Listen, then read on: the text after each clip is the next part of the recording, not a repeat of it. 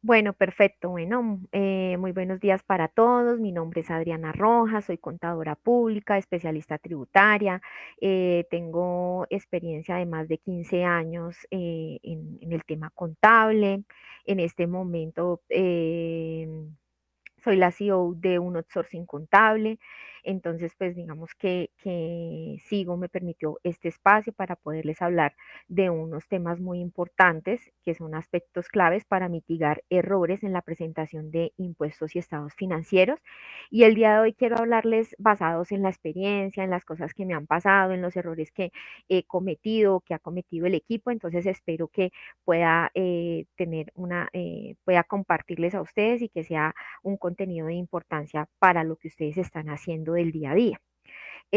A medida de que vamos hablando, si ustedes van teniendo preguntas, los van colocando en el chat o en la cajita de preguntas y respuestas.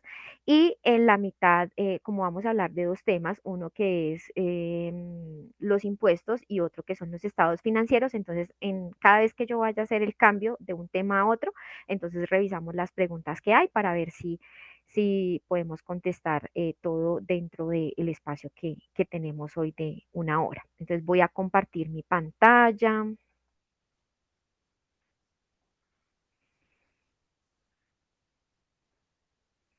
Ustedes me dicen si ahí pueden ver mi pantalla. Sí, Adriana, ahí ya vemos tu presentación. Perfecto. Muchas gracias. Entonces, bueno, lo primero es que nuestro tema del día de hoy son cinco aspectos claves para mitigar errores al liquidar impuestos y presentar estados financieros. Entonces, a mí siempre me gusta empezar con la problemática. ¿Qué es el problema que nosotros enfrentamos como contadores? Entonces, lo primero es que tenemos mucha labor operativa, no hay tiempo para revisar detalladamente los cierres contables, se nos pasan errores contables en impuestos que generalmente todo se traduce en multas y sanciones. Entregamos estados financieros que no muestran la realidad de las empresas y esto pues afecta la toma de decisiones de los empresarios. La falta de tiempo no nos permite analizar, recomendar, que son los momentos en los que uno brilla como contador. O sea, el momento más importante que nosotros tenemos como contadores es en el momento en que nosotros vamos y exponemos esas cifras y esos estados financieros a la gerencia, ¿cierto? Y damos esas ideas, damos esas recomendaciones que son importantes. Eso es lo que hace que nosotros podamos generar ese valor que el empresario está necesitando. Estamos en cierres contables largos y básicamente cuando esta problemática nos lleva a que tengamos clientes insatisfechos, en que estemos trabajando sin horarios, no tenemos tiempo libre y no podemos asesorar empresas con recursos actuales. Básicamente, pues ese es el problema en el que todos los contadores nos vemos implicados en nuestro día a día.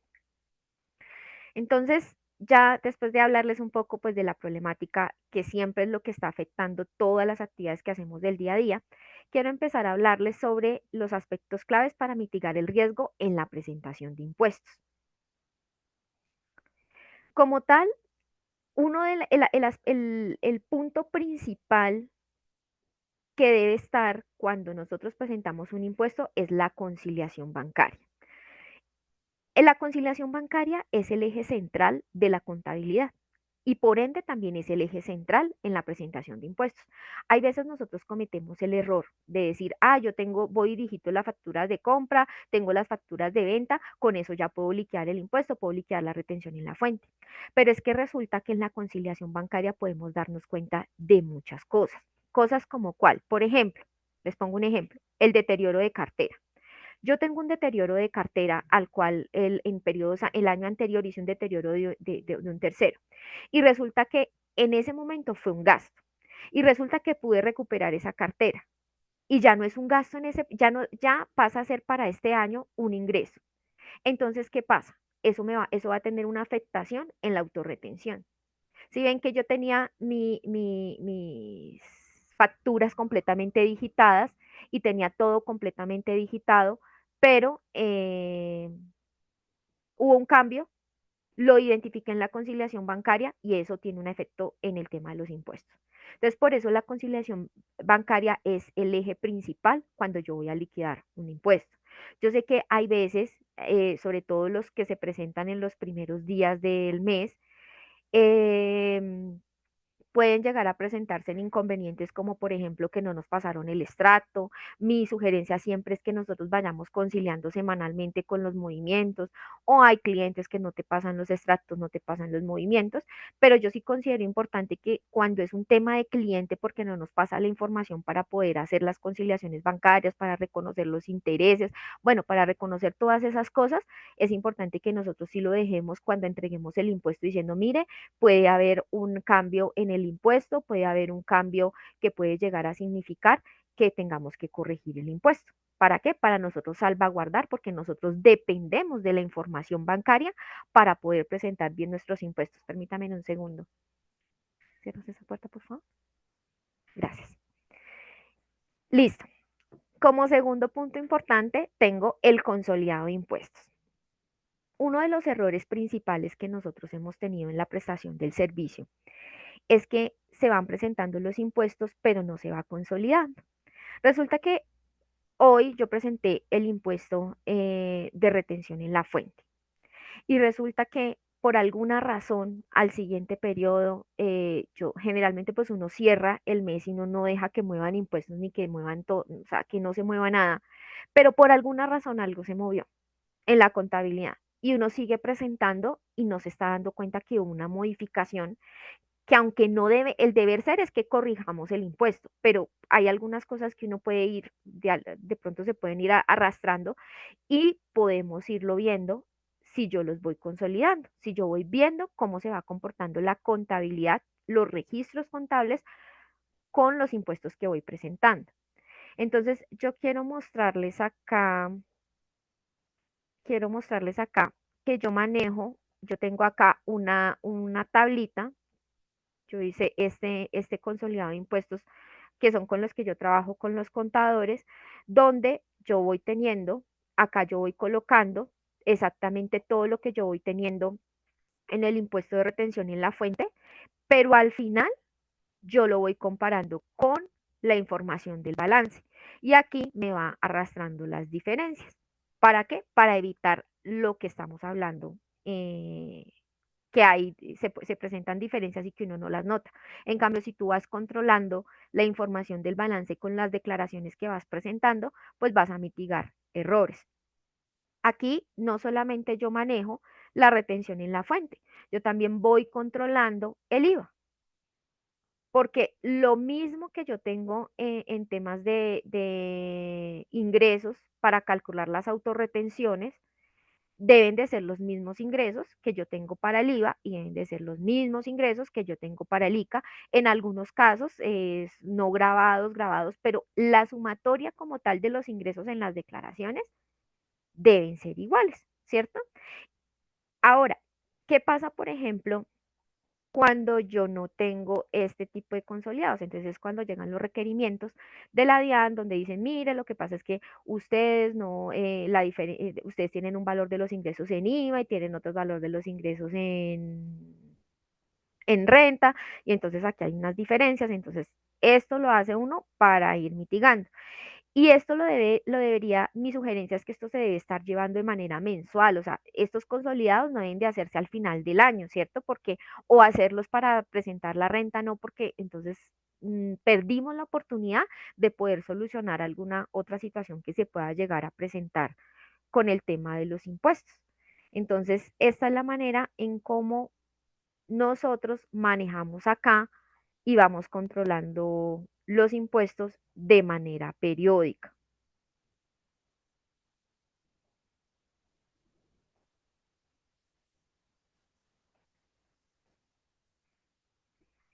Listo. Entonces el consolidado de impuestos se vuelve vital para la presentación.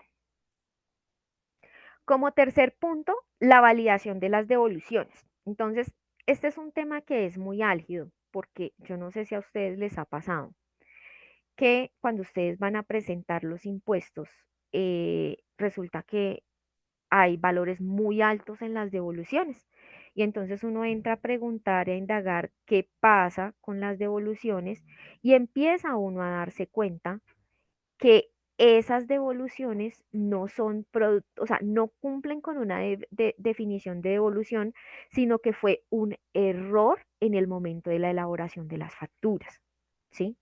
Entonces, si yo me remito a lo que me dice la NIF, a lo que o al concepto de lo que realmente es un ingreso, si yo hago una devolución o yo registro en la cuenta de devoluciones un error en la elaboración de la factura, he tenido clientes donde elaboraron una factura y en la factura le colocaron 10.000 millones de pesos cuando no eran 10.000 millones de pesos, sino 100 millones de pesos.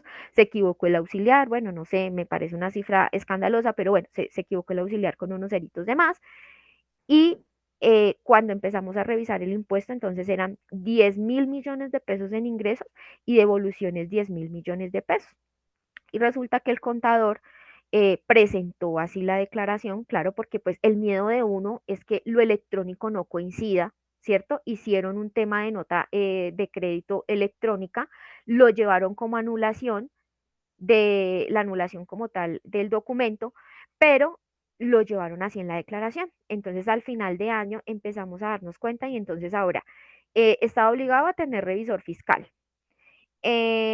Había cambiado su periodicidad en temas de IVA y en temas de ICA. Todo porque en el momento en que se presentó, la forma en cómo se presentó el impuesto, era porque decía que era una devolución, ¿cierto? Y hay muchas de las obligaciones que nosotros tenemos del día a día que se hacen con los ingresos brutos y no con los ingresos netos. Entonces, ahí qué pasó, se estaba perjudicando el contribuyente. Entonces, ahí cuando yo les digo que hay que validar las devoluciones, el deber ser debería de que yo la nota crédito debería de netearla en el ingreso y yo no lo debo de presentar como una devolución, porque eso no, o sea, esos 10.000 millones no fueron un ingreso, o sea, en la declaración esos 10.000 millones de pesos no son un ingreso, ni esos 10.000 millones de pesos son una devolución, por el impacto que les estoy comentando de lo que puede llegar a suceder, de las responsabilidades que pueden llegar a tener tributariamente si lo seguimos manejando de esa misma manera. En alguna ocasión yo le escribí a la DIAN, le escribí por un PQR y ellos me contestaron que yo tenía que entrar a revisar si realmente eso correspondía a un ingreso o no, o sea, si eso correspondía al concepto de lo que ellos llamaban un ingreso, y basados en eso dije, no, definitivamente no lo es y aquí se están cometiendo un error frente a ese tema. Entonces ahí yo les dejo la inquietud porque sé que el miedo que tenemos nosotros como contadores es que no coincida el ingreso que está en facturado electrónicamente y que no coincida las notas crédito, pero hay que evaluar el impacto y la materialidad de reportarlo de la manera diciendo que sí es un ingreso y que es una devolución. Entonces ahí les dejo esa inquietud frente a ese tema. El cuarto punto y que yo considero que uno no debería de presentar ningún impuesto sin más en la conciliación de documentos electrónicos y la contabilidad. Este paso no nos lo podemos saltar. ¿Por qué? Porque no sé si les ha pasado que ustedes llegan en el momento de que el cliente les pasa a ustedes los reportes, le pasa los registros, las facturas de compra, todo lo que ellos hicieron en el periodo, y resulta que empieza uno a validar y cuando uno va a revisar el informe electrónico de la DIAN, empieza a darse cuenta que esos documentos, o sea, faltaron documentos y empiezan a decir, ay, no, si es que yo no se lo pasé. Entonces empieza a quedar los impuestos con un alto margen de, de error. Entonces, mi sugerencia siempre es no presenten impuestos sin conciliar los documentos electrónicos con la contabilidad. Esto es fundamental.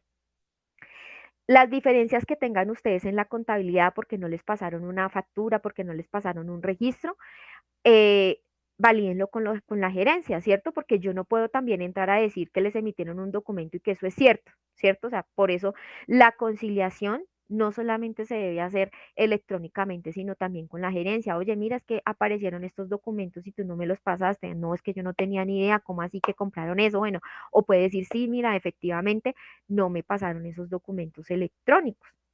Y hay otro aspecto que es muy importante que se tenga en cuenta, y es que hay veces, por ejemplo, el proveedor lo crea uno con el NID, con el dígito de verificación, unido, pegado. Entonces resulta que uno tiene la factura, uno tiene su factura en la mano, pero resulta que no lo ve en el reporte de las facturas electrónicas. No los está uno viendo. Y es por eso, porque hay un error en el NIT. Y eso hay que hablarlo con el proveedor, porque eso tiene un efecto en que la DIAN nos puede llegar a requerir porque estamos tomándonos un IVA, por más que tengamos la prueba, pero el documento está mal emitido y en el momento en que vayan a reportar la exógena tampoco va a cruzar la exógena y ahí es donde nos vamos a ver involucrados con una cantidad de problemas a futuro. Entonces, es importante que tengamos en cuenta que muchos de esos documentos no salen es porque están mal expedidos, los documentos están mal expedidos. Entonces, yo les quiero mostrar, si ustedes me preguntan a mí, Adriana Rojas, cómo lo hace, o el equipo de Adriana Rojas, cómo lo hace, yo la conciliación de documentos electrónicos lo hago a través de una plataforma que yo manejo, que se llama el auditor, y aquí yo lo que hago es que me meto en esta pestaña, cargo la información del archivo de la DIAN con el movimiento auxiliar que tengo de SIGO y automáticamente él ya me arroja las diferencias. Entonces yo lo hago de esa manera porque a nosotros nos ha tocado empezar a buscar herramientas para poder disminuir los tiempos operativos y para poder minimizar los riesgos. En este caso, por ejemplo, pueden haber empresas, ustedes pueden llegar a tener empresas que tengan, no sé, 10 o 20 o 30 o 40 documentos electrónicos, pero pueden haber empresas que ustedes manejan que tengan 1000, 2000, 3000. Entonces, hay veces los contadores, bueno, el que lo hace todavía de forma manual o el que lo hace de pronto también ha creado también sus propias herramientas. Entonces acá yo soy una completa seguidora de lo que es la tecnología. Entonces yo acá, así como les mostré, por ejemplo, de que yo hice las tablitas de los consolidados de los impuestos, también me apoyo con herramientas tecnológicas para hacer otros procesos que son gruesos y poder también garantizar que mi equipo de trabajo hable en el mismo idioma en el que yo hablo. Entonces, así, pues yo manejo el tema de la conciliación de documentos electrónicos y ya pues cada uno determina pues la metodología que, que se haga, pero lo más importante es que lo hagan antes de presentar el impuesto. Aquí, el punto número 5 y que a mí me parece también muy importante, es la verificación de liquidaciones especiales según la actividad económica. Miren, hay veces uno tiende a pensar que todas las cosas, o sea, que como la contabilidad es una sola, que todas las liquidaciones se manejan de la misma manera o que todos los sectores económicos se manejan de la misma manera. Y esto no es así. O sea, cada sector económico tiene unas particularidades que yo considero que en el momento en que nosotros empezamos a trabajar, deberíamos de tener en cuenta y deberíamos de sacar unas tablitas donde nosotros digamos, mire, este sector se comporta de esta manera, este tiene esta actividad, hay que tener cuidado con estas actividades y con estas liquidaciones. ¿Por qué? Miren que uno puede en un momento determinado o pagar menos impuestos o pagar más impuestos si no se tiene en cuenta esto. Entonces, por ejemplo, yo les voy a compartir este pedacito para que ustedes se den cuenta qué pasa, por ejemplo, con una autorretención. Entonces, en el caso, en este decreto 2201 de diciembre 30 del 2016, que nos habla de la autorretención especial, habla, por ejemplo, de este. En el caso de los pagos a bonos en cuenta que se efectúen a favor de distribuidores mayoristas o minoristas de combustibles derivados del petróleo por la adquisición de los mismos, las bases para aplicar la autorretención serán los márgenes brutos de la comercialización del distribuidor mayorista y minorista establecidos de acuerdo con las normas vigentes. Entonces, si yo, por ejemplo, tengo una empresa que es distribuidor mayorista o minorista de combustible. Y en el momento en que yo voy a aplicarle la autorretención, entonces yo voy y yo digo automáticamente porque yo ya estoy mentalizada en hacer cosas automáticas y decir, voy y tomo el valor completo de los ingresos para que sea mi base de autorretención. Entonces, mire el error tan grande que estoy cometiendo, porque aquí hay unos casos que tienen unas reglas y así pasa con muchos de los sectores. Entonces es importante que nosotros antes de liquidar un impuesto tengamos en cuenta esos puntos que son importantes y característicos de las actividades, de los sectores, de las empresas, de los beneficios, ¿cierto? Antes de liquidar cualquier impuesto. Adri, ¿te puedo Listo. interrumpir para responder unas preguntas que están haciendo? Sí, ya, ya, como ya les dije que cada vez que que terminábamos un tema, contestábamos preguntas, entonces ya con este 5 Te ya las voy a, terminé, entonces empecemos Te a las ver. voy a repetir, te las voy a colocar acá. ¿Listo? Bueno, Perfecto. preguntan que si la presentación y la plantilla que tú tienes se las podemos compartir. Dije que no hay ningún problema. Nosotros entregamos a Sigo para que les haga llegar a ustedes la plantilla y la presentación. Ujú. Hay ¿Listo? una cosa que tienen que tener en cuenta con la plantilla que les voy a compartir. Y es que para que toda plantilla, mis plantillas están determinadas para que yo coloque el balance de prueba que bajo de SIGO y se prediligencia automáticamente muchas cosas. Pero para eso yo tengo que tener en cuenta una estandarización de los planes únicos de cuenta, ¿cierto? Porque si no, pues él no tendría cómo leerla. Entonces yo les copiaría un plan único de cuentas estándar que nosotros tenemos, el que nosotros manejamos, para que puedan utilizar la plantilla y sea fácil hacerlo. Y preguntan si entiendo los ingresos de la factura cuando hago la nota, hago al revés del ingreso en vez de devolución. ¿Es así? Preguntan. Sí, entonces, ¿qué es lo que pasa? Cuando el valor de la nota es porque hay un error, ¿sí? Es porque por un error de digitación. Lo primero que nosotros tenemos que determinar es si es una devolución real o es un error de digitación en el momento de hacer la factura. Si es un error en el momento de digitación de hacer la factura, yo lo que tengo que hacer es reversar en las mismas cuentas. Yo sé que cuando uno hace una nota de crédito, uno anexa unas cuentas.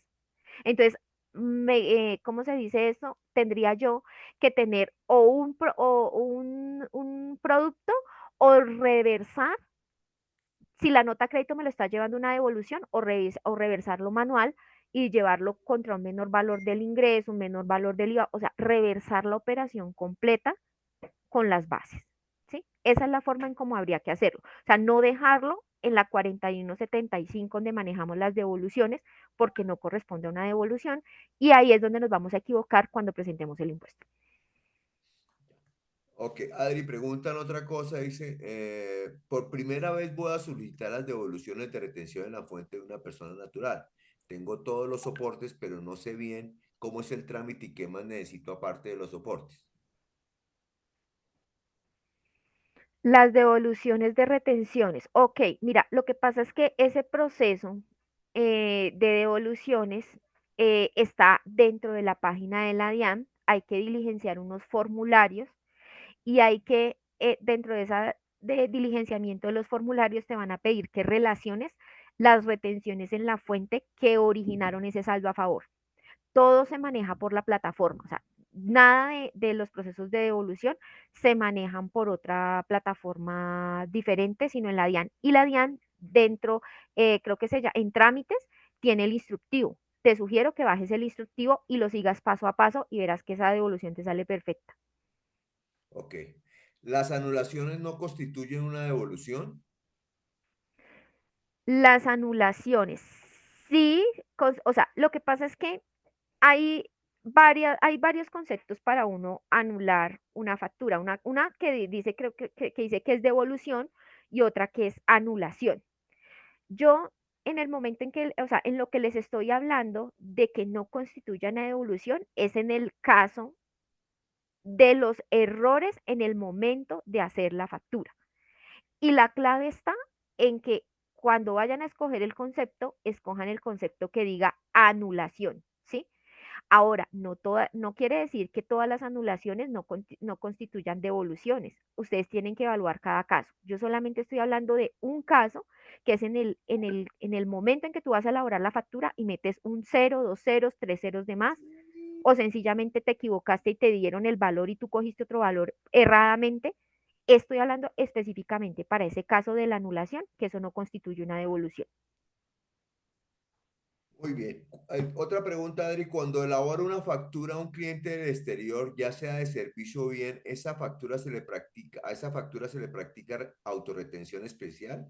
¿Ni IVA? Pues la norma dice que yo, todos los ingresos que estén grabados en renta constituyen un base para la autorretención. ¿Sí? Entonces, en principio te diría que sí, pero todo si tú, o sea, cuando tú quieras ver algo diferente o lo que tú consideres especial, en el estatuto tributario o en el decreto que estaba viendo ahorita acá, hay uno que cambió las tarifas que es más reciente, que cambió las tarifas, pero lo puedes revisar en el decreto 2201. Lo que no tenga una regla especial está con base de autorretención. Pero normalmente todo lo que sea ingreso, o sea, todo lo que sea constitutivo de ingreso en renta está con el tema de la autorretención. Y hay otra cosa que a mí me parece importante decirles frente al tema de las autorretenciones, y es que antiguamente había salido un concepto de la DIAN que decía que si uno no tenía empleados, igual le tocaba aplicar la autorretención, porque el hecho de que usted no lo tuviera no quería decir que usted no tuviera derecho a ese beneficio. Pero después salió un concepto muchísimo más reciente donde dice, mire, señor, si usted no tiene empleados, usted no está obligado a practicar a generar el tema de la autorretención. Hay muchos clientes que lo quieren hacer voluntario para que no tengan que impactarse en demasiado en el momento en que quieran hacer la renta, pero eso ya es voluntario, no es porque sea obligatorio. Ok. Y última pregunta y para que puedas Ujú. continuar. Dice, ¿quiénes deben liquidar autorrenta? Sobre todo ingreso con factura electrónica. Mira, acá en el decreto que te estoy diciendo, en el decreto 2201, y hay uno que, esperen un segundo, el más reciente que fue el que cambió las tarifas, ahí puedes encontrar, te dice quiénes están obligados, las reglas que les estoy mostrando acá de la autorretención, y ahí te puedes apoyar para que mira, el decreto 0242 del 2024. Decreto 0242 del 2024 cambió las tarifas. Entonces, este que te estoy mostrando acá del 2016 y el del 2024, en eso te puedes apoyar. Y como última recomendación, ya para seguir ahorita que estamos haciendo el tema de los impuestos y en los cuales nosotros cometimos muchos errores con el equipo de trabajo, es asumir cosas. Yo no sé si a ustedes les preguntan, por ejemplo, cuando les hacen una pregunta, les dicen, ay, mira, ¿será que em, la retención en la fuente se debe practicar para X personas? Y entonces uno se queda pensando y uno empieza a evaluar entre lo que es justo y lo que no es justo, y lo que a uno no le parece justo, entonces uno le dice que no, y a lo que le parece justo, uno le dice que sí. Entonces, siempre hay que buscar la norma, o sea, las respuestas todas están en el estatuto tributario, en los decretos. ¿Sí? En el estatuto tributario y en los decretos. Ahí está el secreto de poder responder cualquiera de las dudas que hay. Y en muchos conceptos, la DIAN, hay veces cuando la norma no es muy clara, la DIAN da conceptos. O sea, la invitación acá es a no asumir cosas o a perder lo que nosotros llamamos esos mitos urbanos con el tema de la contabilidad, porque una persona le dice a uno, sí, sí, eso no se hace así. Uno siempre debe preguntarse en qué parte de la norma dice que eso no se hace así, y así uno evita cometer errores en el momento de tributar. Listo, seguimos acá con la presentación. Voy a volverles a compartir la presentación.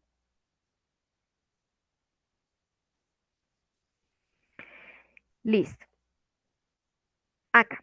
5 aspectos claves. Ahora vamos a hablar de los 5 aspectos claves para mitigar el riesgo en la presentación de los estados financieros.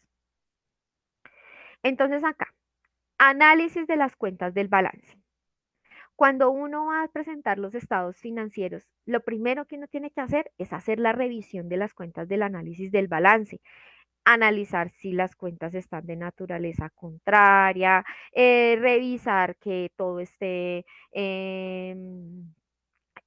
que estén los deterioros, que esté la depreciación, que esté la amortización. Cuando nos enfrentamos a cierres de balances de año final, básicamente lo que estaríamos hablando de que hay que tener unas consideraciones frente al tema de las cuentas por cobrar y cuentas por pagar que estén en moneda extranjera para poder calcular la diferencia en cambio contable, todo lo que tiene que ver con reconocer los intereses de las deudas de la DIAN en caso de que hayan intereses existan obligaciones financieras, reconocer los intereses que van corridos hasta la fecha. O sea, digamos que todo eso que uno va o sea, tiene uno que hacer una revisión cifra por cifra, las conciliaciones, todo. Hay una sugerencia también que tengo para ustedes y es que uno se acostumbra a hacer todos los análisis y todo esto es al final de año. Y en la experiencia que tengo, todo debería de hacerse mensual. ¿Por qué nuestros cierres o sea, los 3 primeros meses del año son muy largos? Esos cierres se vuelven larguísimos, es porque nosotros no hacemos este proceso de forma mensualizada. Entonces yo aquí, si ustedes me preguntan, ¿yo cómo lo hago? Yo lo hago de la siguiente manera. Yo lo que hago es que dentro de la licencia que yo tengo, llamo el balance que voy a revisar y automáticamente me dan en el balance de prueba todos los hallazgos que yo tengo que revisar, naturalezas contrarias, si no hice la depreciación, si tengo mal calculada la autorretención, movimientos bruscos en la contabilidad, em, si de pronto identificó que tengo más provisión en la nómina y no tengo salarios porque de pronto contabilice mal. Bueno, todas estas cosas yo vengo y lo hago acá con la licencia que yo tengo del auditor. Voy y subsano, vuelvo y corro el proceso y hasta cuando esto no me aparezca en ceros, yo ya doy por terminada mi revisión de las cifras del balance. Yo hago ya todo esto, lo hago a través de la tecnología, o sea, ya no lo hago uno a uno como lo hacía anteriormente. Solamente las cosas que yo identifico que no tengo alcance a través de la plataforma, lo hago de manera manual. Del resto, todo lo hago a través de la tecnología y corro el proceso hasta cuando el balance me quede completamente limpio. Después de que yo hago todo ese proceso de que tengo el balance limpio, de que yo ya tengo todo al día, que yo ya verifiqué, porque el análisis de las cuentas del balance no solamente es las cuentas del balance, sino los documentos electrónicos, lo que les mostré de verificar los documentos electrónicos, verificar los NITs, ¿sí? Porque es que se puede haber creado mal el NIT, hay veces le colocan un tercero y el tercero da la casualidad que sí tiene root, pero no se llama así, entonces quiere decir que fue un error de digitación, que el root lo tenga cancelado. Bueno, después de que yo revise ese proceso, ahí sí yo ya digo, ya tengo mis cuentas del balance listas y yo ya tengo todo listo para poder ejecutar mis procesos. Ya después de que yo tengo todo eso listo, antes de presentar los estados financieros, yo tengo que pasar a un paso antes de generarlos y es la socialización de las cifras con la gerencia, ¿sí? Entonces, ¿qué pasa cuando yo socializo las cifras yo socializo las cifras con la gerencia? Yo no sé si a ustedes les habrá pasado, se sienten identificados con esto que les voy a decir, y es que llega uno, analiza las cuentas del balance y corre y uno hace los 5 juegos de estados financieros, las notas, el flujo y todo eso y empieza uno a socializar con la gerencia y la gerencia le dice, no, ese tercero que usted tiene ahí de la cartera, no, ese señor ya me pagó, ese señor no, y uno ya le habría hecho el deterioro, ya le ha hecho una cantidad de cosas y ya calculó el impuesto diferido, no, eso ya hizo uno una cantidad de cosas. Entonces no pierdan el tiempo. No pierdan el tiempo haciendo primero los estados financieros para después socializarlos. El paso que yo les sugiero que hagan después de tener ya las cuentas del balance es socialícenlo con la gerencia. Vayan y socialicen las cuentas por cobrar, las cuentas por pagar, las cosas importantes, todo como si fuera el informe financiero que ustedes entregan a diciembre. Y si ya la gerencia les dice, ok, estoy de acuerdo con esto, ahí sí automáticamente pasa uno a hacer los estados financieros. Antes es una pérdida de tiempo, porque se los van a hacer modificar. Entonces, la idea es que con todas esas cosas que tenemos que hacer, pues la idea es no perder tiempo. Entonces la forma correcta es hacer como se los estoy indicando. Ya después de que uno tiene la socialización y todo eso y que ya va a pasar uno a hacer los estados financieros, pues ustedes en la contabilidad hagan una clasificación de lo que es los activos corrientes y los pasivos corrientes. O sea, miren que no todas las obligaciones financieras son corrientes, no todas las obligaciones financieras, las cuentas por cobrar o las cuentas por pagar, porque todo uno considera corriente lo que es a corto plazo, ¿sí? Ya ustedes determinarán dentro de su empresa qué es corto plazo, porque yo no, para mí corto plazo no es lo mismo para tus cuentas que para la empresa X, un corto plazo. O sea, cada quien mide cuál es su corto plazo. Máximo un corto plazo puede ser 12 meses, ¿sí? Pero cada uno puede entrar a medir de acuerdo a su materialidad y al conocimiento que ustedes tengan de las empresas. Entonces vayan y clasifíquenlo para que puedan tener una correcta clasificación en los estados financieros. Y ahí después de que uno ya tenga eso, ahí sí pasa a ser uno los estados financieros. Y en los estados financieros uno tiene que tener en cuenta varias cosas, ¿sí?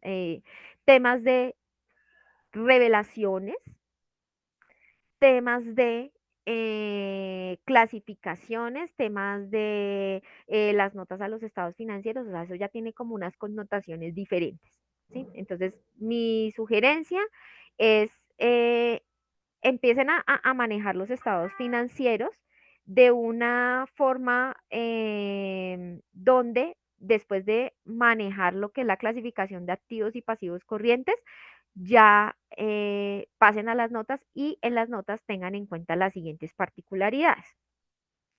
Entonces, en las notas a los estados financieros, yo tengo normalmente una tablita que es lo que me dice que yo debo revelar la NIF para pymes, ¿sí?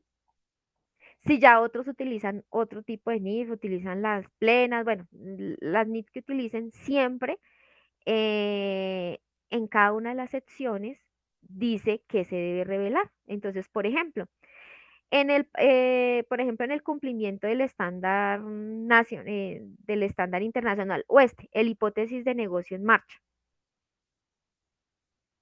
En la presentación de estados financieros, ustedes ahí en la NIF para pymes, en la presentación de estados financieros, él le dice todo lo que usted tiene que revelar, que usted tiene que revelar la materialidad, cómo calculó la materialidad, que usted tiene que tener la identificación, que usted tiene que colocar el nombre de la entidad, claro, o sea, bueno, todas esas cosas. Por ejemplo, en el tema del estado de resultados. Entonces, usted tiene que colocar el desglose de la naturaleza de los gastos, ¿sí? O sea, usted no puede coger y decir, hay gastos administrativos y el valor, no, usted tiene que desglosarlo, usted tiene que, o sea, cada uno tiene una particularidad en el tema de revelación, si ustedes quieren cumplir con el estándar internacional. Uno muchas veces se da cuenta cuando entregan unos estados financieros si cumplen o no, es por las revelaciones, ¿cierto? Entonces yo manejo acá mi tabla. ¿Y cómo hago yo mis estados financieros? Yo mis estados financieros también los hago acá a través de la plataforma tecnológica. Le doy estados financieros y aquí automáticamente empiezo a diligenciar los nombres y mi plataforma tecnológica que está conectada consigo, la herramienta que nosotros adquirimos está conectada consigo, me llama la información de los dos periodos que voy a hacer de los estados financieros para que yo no tenga que colocar nada de forma manual, sino él lo trae, me hace unas preguntas y me saca los estados financieros de esta manera. Me lo saca en Excel y me trae la certificación a los estados financieros, el balance, el estado de resultados, me hace el cambio en el patrimonio, me hace el flujo de efectivo y como normalmente a los contadores, porque diga, o a mí también se me olvidaban mis aspectos claves de las revelaciones, él automáticamente me trae las revelaciones basados en la norma internacional para que yo ya le coloque cosas muy específicas que ya no me trae el balance como tal.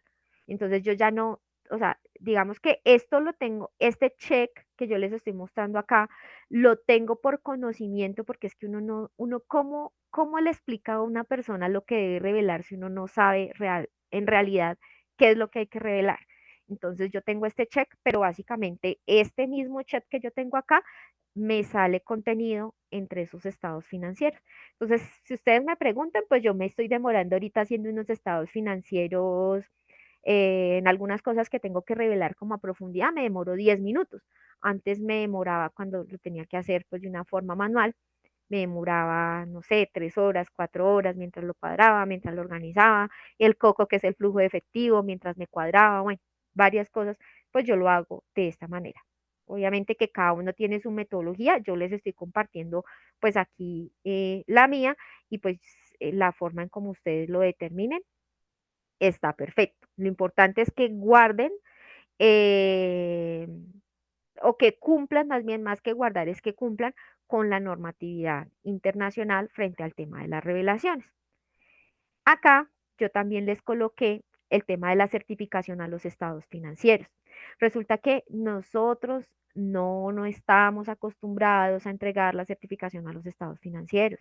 Y mire que eso tiene sanciones, el no entregar la certificación, el que usted tenga unos estados financieros sin certificación, cuando venga un ente de control, como es por ejemplo la Superintendencia de Sociedades, por alguna razón, eso tiene una sanción, porque es que la certificación de los estados financieros es donde nosotros decimos, mire, estos estados financieros están certificados, no hubo, y se nombran todos los artículos, todo lo que se revisó, todo lo que no, todo, todo, todo, todo.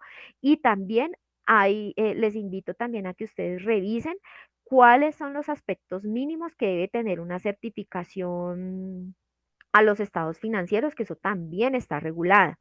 La certificación a los estados financieros no es un tema de NIF, es un tema de normatividad colombiana. ¿Sí? O sea, no es una disposición bajo las NIF, pero sí bajo la disposición colombiana, donde dice yo que tengo que certificar. Ahora, si por alguna razón ustedes sienten que hay alguna irregularidad, todo eso ustedes lo tienen que colocar en la certificación de los estados financieros. Y si el problema es demasiado grave, tienen que hacer con salvedad y todo esto tiene que quedar dentro de esta certificación. O sea, la certificación es la salvaguarda de lo que ustedes están diciendo. Venga, si yo me entregaron toda la información, estoy completamente segura de lo que está ahí, tengo que informar acá dentro de la certificación, ahí donde dice si pagaron, si no pagaron, o sea, yo tengo acá, o sea, en el modelo que nosotros utilizamos de certificación, están todos los aspectos importantes que me obliga la normatividad a certificar cuando yo hago unos estados financieros. Entonces, por favor, revisen muy bien que sus certificaciones estén cumpliendo con la normatividad, salvaguárdense si ustedes no están seguros de algo, si ustedes le pidieron información a la gerencia y por alguna razón no le entregaron, todas esas cosas ustedes tienen que colocarla ahí, porque en el momento en que venga algún ente de control a pedir información sobre las cosas, ustedes puedan pues decir, mire, qué pena, yo en mi certificación a los estados financieros lo dejé contenido. Entonces, estos son los 5 aspectos claves tanto para los impuestos como para los estados financieros.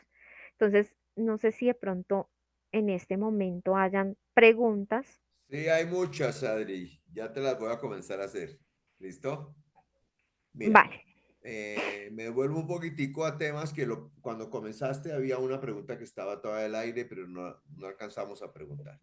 Cuando en un mes no hubo ni ventas ni compras y la empresa está exonerada del pago de parafiscales, ¿debe presentar la retefuente de todas formas o no es necesario? ¿cuándo qué? Perdóname. Cuando en un mes no hubo ni ventas ni compras y la empresa está exonerada del pago de parafiscales, ¿debe presentar la retefuente de todas formas o no es necesario? Si no estoy mal, la ley antitrámites para temas de impuestos nacionales, y hablo de los nacionales porque tuve un problema con unos municipales, por ejemplo, los que presentan allá en Madrid. En Madrid, dentro del Estatuto de Madrid, habla. de que así se tengan o no retenciones, que así existan o no existan ingresos, usted debe presentar la declaración en ceros. Hablo de los nacionales y por favor valida lo que te estoy diciendo. Y es que con la ley antitrámites para los impuestos nacionales ya no es obligatoriedad de presentar las declaraciones en cero, pero en los municipales es de acuerdo al municipio. ¿Es verdad que la retefuente, si no se paga en 2 meses, queda ineficaz? Sí, es verdad, pero también revisa que hay con la la última reforma tributaria que hubo, colocaron que creo que son como 420 VTs o 10 VTs, no me acuerdo bien porque no tengo la norma acá, pero revisa porque dijeron que después de 10, de 10 o 20 VTs, si no sobrepasaba eso, no se volvía ineficaz y que tenías un año para pagarla, pero solamente si no sobrepasan esa cantidad de VTs. Ahí respondiste la otra pregunta que decía la persona que en otra conferencia dijeron que era hasta un año de plazo para pagarla. Pero un tope, o sea, Sí. son un tope bajitico, que creo que no superan los 400 o los 500.000 pesos, ojo con eso, porque eso no se cayó, o sea, eso no fue que lo abolieran ya, son 10 VTs, ah, gracias Beatriz, gracias porque es que no tengo acá la normativa en la mano, son 10 VTs, lo que no pase de 10 VTs, tú tienes un año hasta para pagarla, pero lo que pase de 10 VTs, a los 2 meses se vuelve ineficaz, y el tema con la ineficacia de las retenciones en la fuente es que así se vuelve ineficaz, presta mérito ejecutivo y toca volver a presentarla con sanción como si fuera con extemporaneidad. Eso es una locura. Ok, Adri, ¿los contribuyentes de régimen simple de tributación deben causar autorrenta? No, no, porque es que en la casilla del régimen simple, no, en el formulario no hay un espacio para calcular autorrenta. Además, recuerden que la autorretención para los del régimen simple se da es para, perdóname, el autorretención es para el régimen, la palabra es para el régimen ordinario, no para el régimen en renta. El régimen simple, perdóname, que es un régimen completamente diferente al ordinario. Por eso ellos no aplican autorretención. Y hay que verificar, te sugiero que verifiques, porque en este momento no tengo la norma, es que verifiques el tema de si tienen el beneficio o no de los pagos de los parafiscales. Yo había leído un concepto que había dicho que sí, o sea que igual ellos tendrían el beneficio, pero revisa bien esa parte, ya basado como en la norma, ¿no?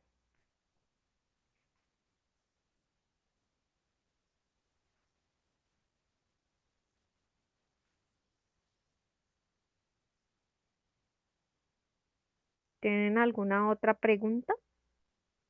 Perdóname, es que lo puse en mute. Hay varias. En el punto 4, conciliación de documentos electrónicos con la contabilidad, ¿eso se puede hacer en SIGO? Eh, que yo sepa, no, en Sigo no. Yo lo hago con la plataforma tecnológica que utilizamos acá en tus cuentas, que se llama El Auditor, que se conecta a través de API con Sigo, pero Sigo directamente no. Ok, ok. Sí, hay información que preguntan del auditor. Ahí colocamos a dónde se pueden comunicar para que les den información. ¿Listo? ¿Es un módulo complementario de SIGO del auditor? No, ahí colocamos la información. Ariana, tú dices que si no hay nómina, no sería necesario hacer autorretención.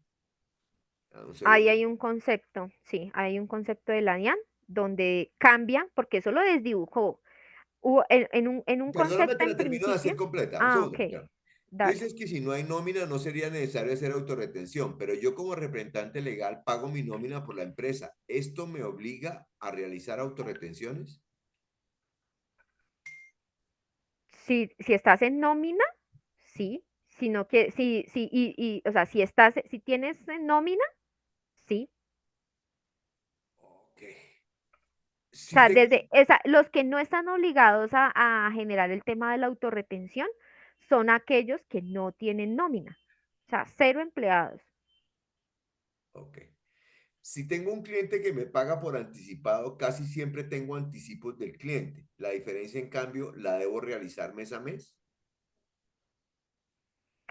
La diferencia en cambio. Lo que pasa es que hay dos tipos de diferencia en cambio, la contable y la realizada.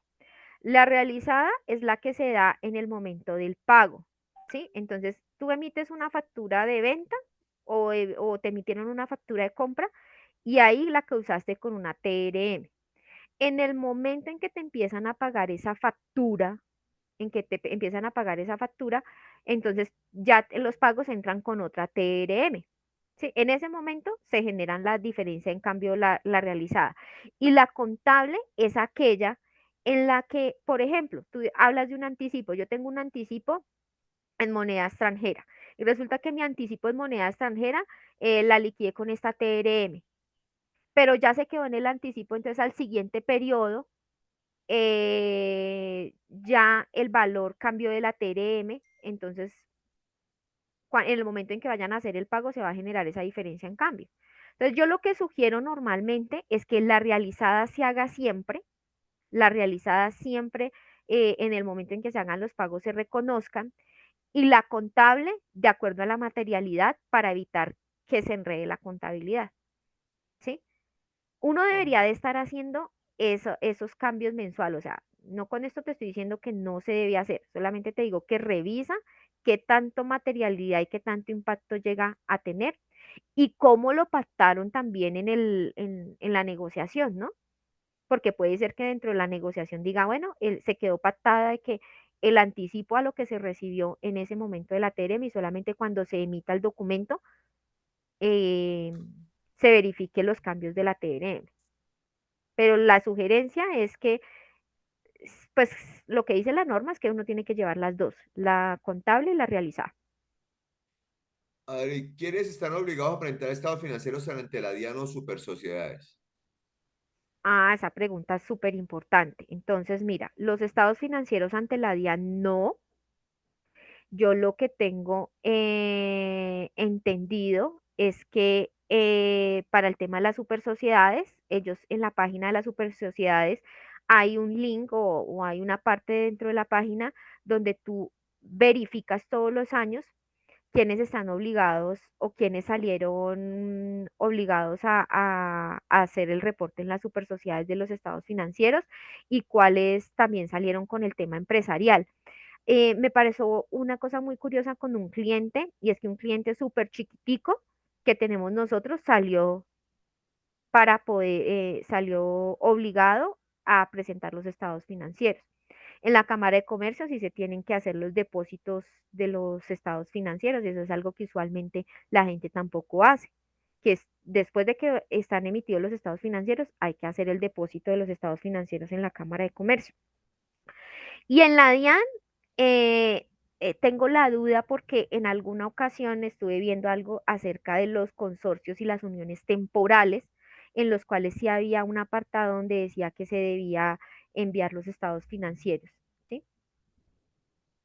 Entonces revisa porfa lo de la DIAN, pero usual no es. Otra pregunta, Adri. ¿La certificación a los estados financieros tienen que generarlas todas las empresas con revisión fiscal o contador?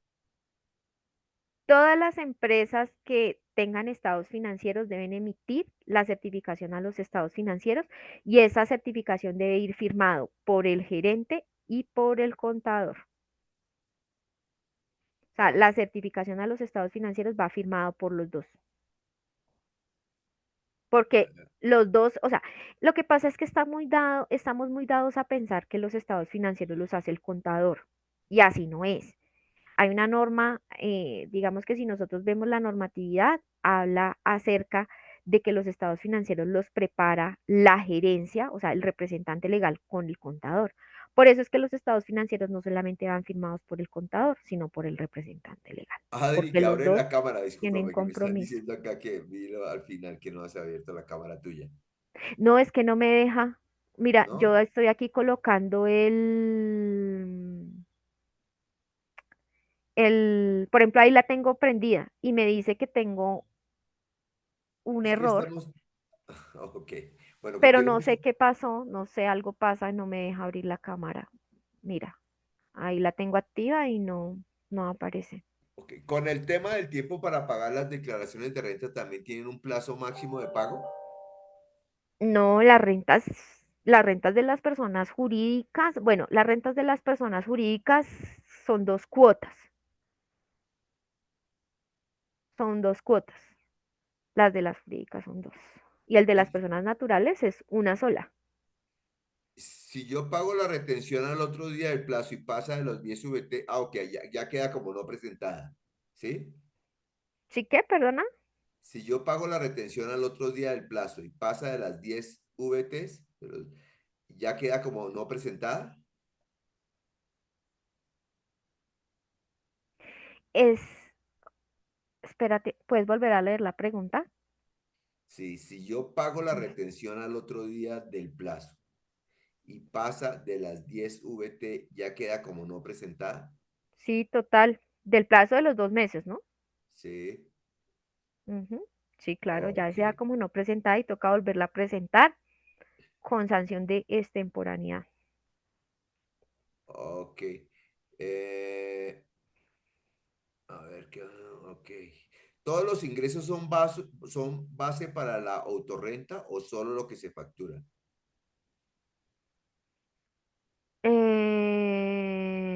Uy, ese error es muy común de las personas que colocan como base solamente los ingresos facturados. No es todo lo que incrementa el patrimonio. Por eso es importante revisar los decretos que les comenté acá en la charla, que lo revisen porque es que son todos los ingresos susceptibles de renta, o sea, todos los ingresos grabados de renta son hacen base para la autorretención. O con eso, solamente las cosas especiales que están allá, como lo que yo les leí de los lubricantes, que tienen, o sea, que la base es diferente. Del resto, eso sí lo he visto, ese error lo he visto muy frecuente. ¿Y cómo lo mitigué? Porque en el auditor, él me dice, él toma las dos clases de ingresos, todo lo que tengo en la 41 y en la 42, lo multiplica y va y lo valida con el registro de la contabilidad. Así fue que lo mitigué porque, pues, con los contadores con los que yo trabajamos un equipo casi de 40 personas, cometían mucho ese error. Adri, al pagar la segunda cuota de la renta de personas jurídicas, ¿acarrean intereses? Si lo pagan a tiempo, no. Si lo pagan después del plazo que dice la segunda cuota, sí. Ok, ok. Yo creo que esas son las preguntas, Adri, básicamente. ¿Alguien tiene otra pregunta adicional? Bueno, aparentemente no, Adri. Entonces, Adriana Romero. Ah, mira, sí. Entonces estoy igual, pues no es que no me deja, definitivamente no me Ahí deja. dice, con la pregunta que te hicieron hace un momento, una empresa jurídica presentó su declaración de renta el año pasado, del año grabable 2023, pero a la fecha no la ha pagado. Al pagarla ahora, ¿solamente se calculan los intereses o ya está ineficaz? Te la leo Dice renta. nuevamente. Dice, con la pregunta que te hicieron hace un momento, una empresa jurídica Ujú. presentó su declaración de renta el año pasado, año grabable 2023, pero a la fecha no ha pagado. Al pagarla ahora solamente se calculan los intereses o ya está ineficaz.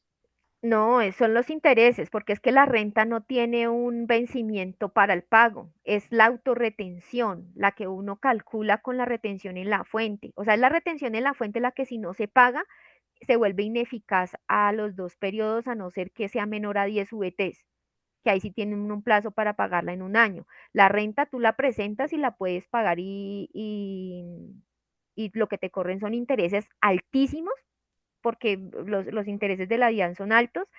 Y lo otro que hay que tener en cuenta es que ayer o antes de ayer la DIAN sacó un comunicado de prensa diciendo que va a embargar las cuentas de yo no sé cuántos contribuyentes, entonces es más el peligro que tengan de que los dejen sin flujo de efectivo y de los pagos de intereses tan altos que la declaración de renta sea ineficaz. Eso en renta no pasa. Ok, vamos a responder las últimas tres muy rápidamente, Adri. Ya te si debo- ¿Debemos hacer autorrenta cada ingreso de la 42? Sí, señor. Desde que sean ingresos grabados en renta, es base para la autorretención. Solo los que no son grabados, o sea, como digamos los que yo tengo que son ingresos contables y no fiscales o cosas así, pero del resto todo hace base para autorretención desde que sea constitutivo de renta. Si hay una empresa, para las empresas que están en etapa preoperativa, ¿cuáles serían los formatos a presentar?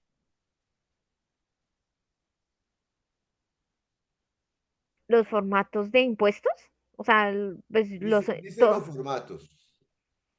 ok, pero no sé si estamos hablando de impuestos, si estamos hablando de impuestos todos, porque una empresa que esté preoperativa, que ya esté constituida, si está haciendo retenciones, pues tiene que presentar la retención en la fuente, así no haya generado ingresos, pues no tiene base para ingresos para autorretención, pero sí tiene que estar generando retenciones, si no tiene nada, pues nada, el IVA, si no tiene ingresos, pues no presentaría el tema, pero si va acumulando IVA descontable para después cruzar con el IVA generado, tiene que ir allá a presentar los formularios de IVA.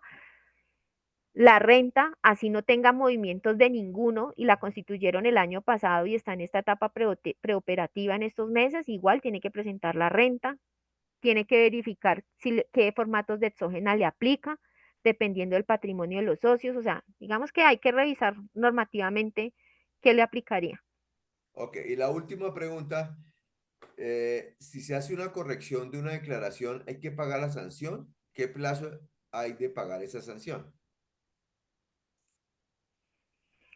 Bueno, en el tema de la retención en la fuente, cuando tú la corriges, ojo con esto, que esta pregunta es muy interesante.